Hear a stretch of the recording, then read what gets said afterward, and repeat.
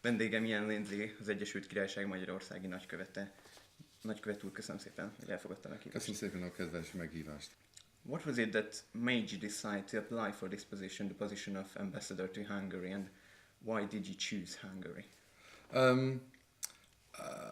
I've spent a lot of time in this region, and then in the early noughties I was in Bucharest as the deputy ambassador, and it was when I was in Bucharest that I visited Budapest for the first time in the summer of 2004, and I got out of the train and I saw the adverts around the station, and I wondered what planet I'd arrived on because I couldn't recognize a single word in the Hungarian language. So there was nothing that was familiar, and I spent a couple of days in the city with my wife, and I sort of fell in love with the place.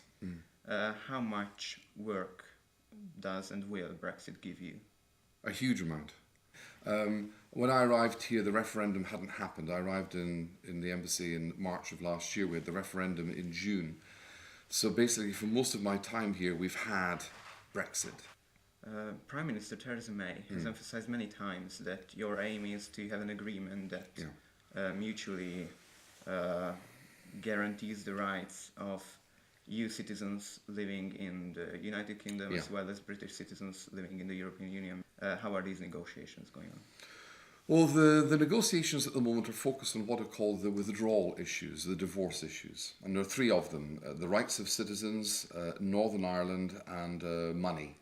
What we have said is that people can stay in the United Kingdom if they've been there for 5 years already. By the time we leave, they will get some settled status, and if they haven't been there for 5 years, so long as they stay for 5 years, they'll also get settled status. So the important thing is nobody needs to leave. What difficulties will those people face who want to, let's say, study, work and eventually live in the United Kingdom following Brexit? After we leave, European Union citizens can still come and live and work and study in the UK. The only thing that they'll have to do that's different from the moment at present, they'll have just to register to say, I'm here, I'm doing this. But the reality is that we want people to stay. We need European Union citizens in the United Kingdom. We will bring in some sort of points-based system, I think, to regulate people coming into Britain. We'll want to continue to attract talent. We want talented Europeans.